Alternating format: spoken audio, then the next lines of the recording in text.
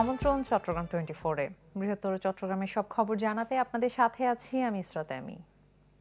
ভারী বর্ষণে আবারও জলজটের কবলে চট্টগ্রাম। সকাল থেকে নগরীর বিভিন্ন এলাকার রাস্তাঘাট তলিয়ে যায় পানির নিচে। ফলে মানুষের কষ্টের শেষ ছিল না। বিভিন্ন এলাকা ঘুরে জলজটের চিত্র দেখেন সিটি মেয়রও। রাস্তায় হাঁটুর ওপরে পানি, সেদিকেই অসহায় তাকিয়ে আছেন সিটি মেয়র শাহাদাত হোসেন। জলজটে অসহায় ছিলেন কাতালগঞ্জের মানুষজনও। রাস্তায় জমে গেছে পানি, যেতে হবে গন্তব্যে। তাই ছোট ছোট নৌকায় যেন হয়ে ওঠে তাদের ভরসার বাহন। কষ্ট মাথায় নিয়ে তিলোত্তমা নগরে মোটরযানের পরিবর্তে নৌকায় চড়ে পারাপার হতে হয়েছে অনেককে। চকবাজার এলাকার কোথাও কোথাও পানি জমে কোমর সমান। টানা বৃষ্টিতে সকালে তৈরি হওয়া জলজটের কারণে দুর্ভোগে পড়েন রাস্তায় বের হওয়া মানুষজন। চকবাজার, দেওয়ানবাজার, এই যে ওয়াসার মোড়, এগুলোতে সবসময় বৃষ্টির পানি হয়ে থাকে। কষ্ট মানে আর বলার মতো নয়। আমি এত ফুটটুকু পানি আর দেখি নাই, যা দেখছিলাম এখন। আমাদের এই এরিয়াগুলো একটু ডাউন সাইড পড়ে, কুলশিয়াগুলো উঁচু, তো এখানে হালকা বৃষ্টিপাত হলে পানি জমে যায়।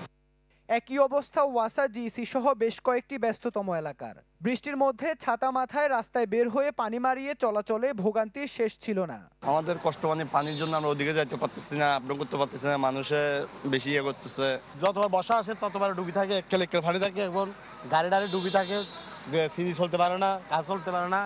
এখানে তো পানি আপনার কোমর পর্যন্ত। এখন সিটি কর্পোরেশনের মেয়র আসছিল, এখন কি দিয়ে কি করা যায় উনি তত্ত্বাবধান পর্যবেক্ষণ করে গেছে, এখন দেখা যাক কি হয়। মেয়র নিজে মাঠে ঘাটে দৌড়াদৌড়ির পরও সোমবারের ভারী বৃষ্টিতে চট্টগ্রাম নগরীর বেশ কয়েকটি এলাকায় তৈরি হয় জলজট। নালা নর্দমা বারবার পরিষ্কার করার পরও আটকানো যাচ্ছে না ময়লার স্রোত। তাই নিজেই বিভিন্ন নালার স্ল্যাব পরিদর্শন করে খোঁজার চেষ্টা করেন সমস্যার কারণগুলো। তার দাবি, গত বছরের চেয়ে 50% কম হয়েছে জলজট। যারা বানিয়েছে এরা ইনফ্যাক্ট ওই কোডগুলো তারা মানেনি। বিল্ডিং কোড যেটা আছে সেটা আমি দেখি সিডির সাথে একটু কথা বলছি এবং তাদেরকে আমি জিজ্ঞেস করব এবং এটা ভাঙতে হবে। এগুলো ভেঙে কমপ্লিটলি আমরা যাতে ময়লাগুলো ক্লিন করা যায় এটা আমাদের করতে হবে, কারণ drainage system, primary drainage system, নালাগুলো আমাদের ক্লিন রাখতে হবে। শুধু নগর নয়, জোয়ারের পানিতে গত কয়েকদিন ধরে ভোগান্তি পোহাচ্ছে উত্তর মোহরা সহ শহরতলির কয়েকটি এলাকার বাসিন্দারা। ইবেন মির, চ্যানেল 24, চট্টগ্রাম। বকেয়া বেতন সহ বিভিন্ন দাবিতে চট্টগ্রামের চান্দগাঁও এলাকায় সড়ক অবরোধ করে গার্মেন্টস শ্রমিকরা। সকালে তাহের সন্স নামের গার্মেন্টসের শ্রমিকরা কাজে এসেই আন্দোলন শুরু করেন। তাদের অভিযোগ, 1 মাসেরও বেশি সময় ধরে বেতন দেওয়া হচ্ছে না। পাশাপাশি শ্রমিকদের না জানিয়ে মালিকপক্ষ গার্মেন্টসের মালামাল ও যন্ত্রাংশ অন্যত্র সরিয়ে নিচ্ছে। এক পর্যায়ে শ্রমিকরা সড়কে অবস্থান নিলে রাস্তায় যান চলাচল বন্ধ হয়ে যায়। পরে পুলিশ এসে সমস্যার সমাধানে আগামীকাল বৈঠকের আশ্বাস দিলে সড়ক ছেড়ে দেয় শ্রমিকরা।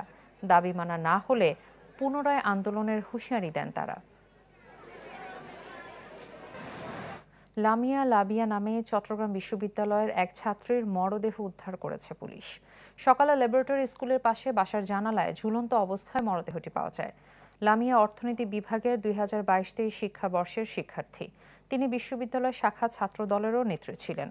কিভাবে তার মৃত্যু হয়েছে তা নিশ্চিত করতে না পারলেও পুলিশ ও স্বজনরা জানিয়েছে, পরীক্ষার ফলাফল নিয়ে বেশ কিছুদিন ধরে হতাশার মধ্যে ছিলেন লামিয়া। ব্যবসায়ীদের ঘোর বিরোধিতার পরও সব খাতে মাশুল বাড়ছে চট্টগ্রাম বন্দরে, যা গড়ে 40%। অথচ ব্যবসায়ীদের পরামর্শ ছিল বাড়লে তা হতে পারে 10 থেকে 15%। কিন্তু বন্দর ব্যবহারকারী নয়, পরামর্শক প্রতিষ্ঠানের মতামতই পেয়েছে গুরুত্ব। যুক্তরাষ্ট্রের বাড়তি ট্যারিফ, সেই সাথে 1 সেপ্টেম্বর থেকে আইসিডির অতিরিক্ত চার্জ, এখন সাথে যোগ হচ্ছে বন্দরের মাশুল। সব মিলে ব্যবসার বিপুল খরচ বাড়ার চাপে এখন দেশের আমদানি রপ্তানি খাত। স্বাধীনতার পর চট্টগ্রাম বন্দরের ট্যারিফ বা মাশুল প্রথমবারের মতো ঢালাওভাবে বাড়ানো হয় 1976 সালে।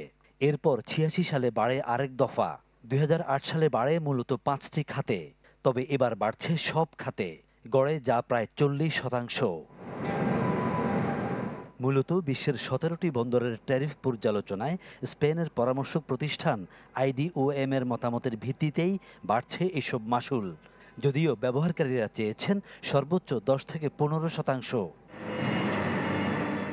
বন্দর কর্তৃপক্ষ সেবার বিনিময়ে 60টি খাতে চার্জ আদায় করে থাকে। এর মধ্যে কিছু সেবা সবার জন্য প্রযোজ্য। এখন মাশুল বাড়লে নির্দিষ্টভাবে কন্টেইনার জাহাজকে ক্ষেত্রভেদে বাড়তি গুনতে হবে 102% পর্যন্ত। অতিরিক্ত 400% পর্যন্ত দিতে হবে বাল্ক বা খোলা পণ্যের জাহাজকে। যদি সিঙ্গাপুরের ট্যারিফ দেখেন বা শ্রীলঙ্কার ট্যারিফ দেখেন, মনে হতে পারে যে ট্যারিফটা এর চেয়ে বেশি, কিন্তু ওরা যেই সার্ভিসটা পাচ্ছে, ধরেন ওদের জাহাজ একদিনের মধ্যেই ডিসচার্জিং লোডিং কমপ্লিট করে জাহাজ সেল করে যাচ্ছে, সেখানে আমাদের 2 থেকে 3 দিন লাগছে ওয়ার্ডিংয়ে, আর আউটারেও 4-5 দিন দাঁড়াতে হচ্ছে। এই খরচগুলো তো হিসাবের মধ্যে আনা হচ্ছে না।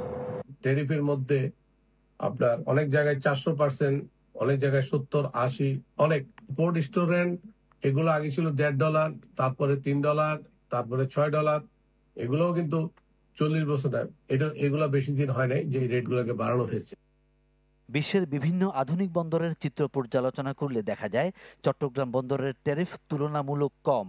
তবে বিভিন্ন বন্দরে ট্যারিফ চূড়ান্ত করার ক্ষেত্রে আলোচনার সুযোগ থাকলেও চট্টগ্রামে তা ভিন্ন। ব্যবহারকারীদের মতে বন্দর কর্তৃপক্ষ ব্যয় নির্বাহ করে স্থানীয় মুদ্রায়, বিপরীতে মাশুল আদায় করে ডলারে। এছাড়াও দফায় দফায় ডলারের ঊর্ধ্বগতিতে 86 সাল থেকে চার্জ বেড়েছে প্রায় 300 গুণ।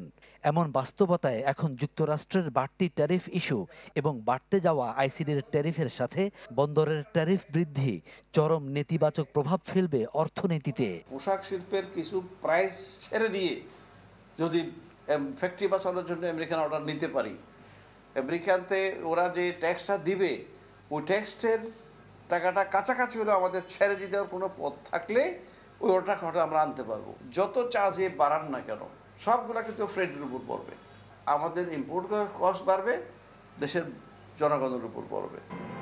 বন্দর কর্তৃপক্ষের তথ্য মতে 84 থেকে 24 সাল পর্যন্ত হ্যান্ডলিং বেড়েছে 2197%, বিপরীতে অপারেশনাল ব্যয় বেড়েছে 6923%। যদিও বছরে বন্দর আয় করে প্রায় 4000 কোটি টাকা। ফখরুল ইসলাম, চ্যানেল 24, চট্টগ্রাম। চাঁদাবাজি, সন্ত্রাস এবং হকারমুক্ত চকবাজারের দাবিতে মানববন্ধন করেছেন ব্যবসায়ীরা। সকালে 2 ঘন্টা দোকানপাট বন্ধ রেখে নগরের চকবাজার মোড়ে মানববন্ধনে এ দাবি তোলেন তারা। ভুক্তভোগী ব্যবসায়ীরা বলেন, 5 আগস্টের পর নিরাপদে এবং নির্বিঘ্নে ব্যবসা করার স্বপ্ন দেখেছিলেন তারা। বাস্তবে পরিস্থিতি আওয়ামী লীগ আমলের মতোই, কেবল দল বদল হয়েছে, অরাজকতা পাল্টায়নি। এছাড়াও হকারদের কারণেও মার্কেটগুলোতে ব্যবসা করা অসম্ভব হয়ে উঠছে বলে জানান দোকানিরা। এমন বাস্তবতায় ব্যবসা টিকিয়ে রাখতে প্রশাসনের সহযোগিতা চেয়েছেন তারা। মাইলস্টোন ট্র্যাজেডিতে নিহত শিক্ষার্থী রাঙামাটির উক্কাসাইন মারমার প্রতি শ্রদ্ধা জানিয়েছে বিমান বাহিনী। দুপুরে রাজস্থলী উপজেলার বাঙালহালিয়া ইউনিয়নের কিয়ংধং পাড়ায় নিহতের সমাধিতে উইং কমান্ডার আবদুল্লাহ মোহাম্মদ ফারাবির নেতৃত্বে একটি দল বাহিনী প্রধানের পক্ষ থেকে ফুলেল শ্রদ্ধা জানায়। এ সময় উক্কাসাইন মারমার স্বজন এবং এলাকাবাসী উপস্থিত ছিলেন। গেল 21 জুলাই রাজধানীর উত্তরার মাইলস্টোন স্কুলে বিমান বাহিনীর যুদ্ধ বিমান বিধ্বস্ত হয়ে নিহতদের একজন 7ম শ্রেণীর ছাত্র উক্কাসাইন।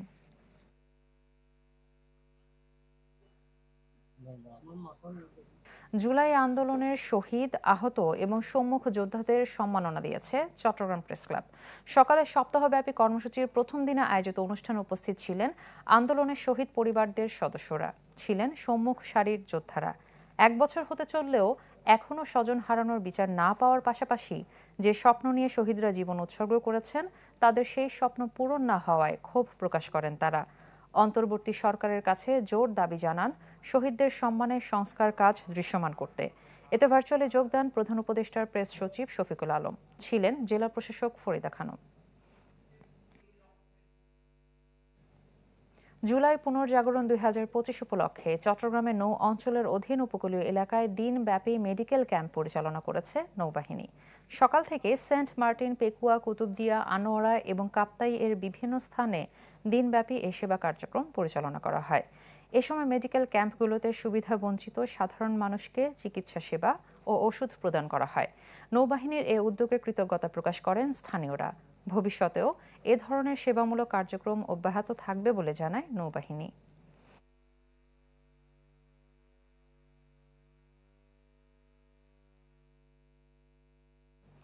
জুলাই পুনর্জাগরণ স্মরণে খাগড়াছড়িতে 2টি স্থানে বিশেষ চিকিৎসা কার্যক্রম পরিচালনা করেছে সেনাবাহিনী। ছিল নানা আয়োজন। সকালে বোয়ালখালী ইউনিয়নের পোমাংপাড়া সরকারি প্রাথমিক বিদ্যালয়ে চিকিৎসা সেবা কার্যক্রম পরিচালনা করে দীঘিনালা জোন।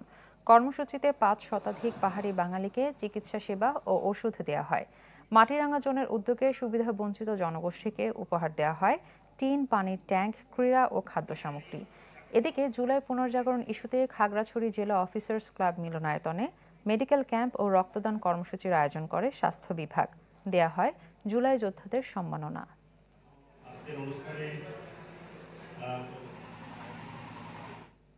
জুলাইয়ের উত্তাল দিনগুলো সাংবাদিকদের চোখে কেমন ছিল তা জানতে অনুষ্ঠানের আয়োজন করে প্রাইভেট ইউনিভার্সিটি ন্যাশনাল অ্যাসোসিয়েশন পুনাব এবং জুলাই ঐক্য।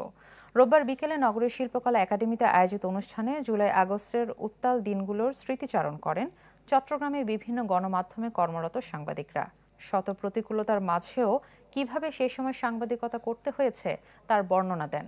ভবিষ্যতে যেন আর কখনো ফ্যাসিবাদ প্রতিষ্ঠিত না হয় সেজন্য স্বাধীন সাংবাদিকতার জোর দেন গণমাধ্যম কর্মীরা। জামায়াতের কেন্দ্রীয় নেতা শাহজাহান চৌধুরী, আয়োজক তৌসিফ ইমরোজ, আবরার হাসান রিয়াদ, মোহাম্মদ তারেক হোসেন এবং মোহাম্মদ ফাহিম এতে উপস্থিত ছিলেন। দর্শক, এই ছিল এখনকার আয়োজন। এতক্ষণ সাথে থাকার জন্য ধন্যবাদ সবাইকে।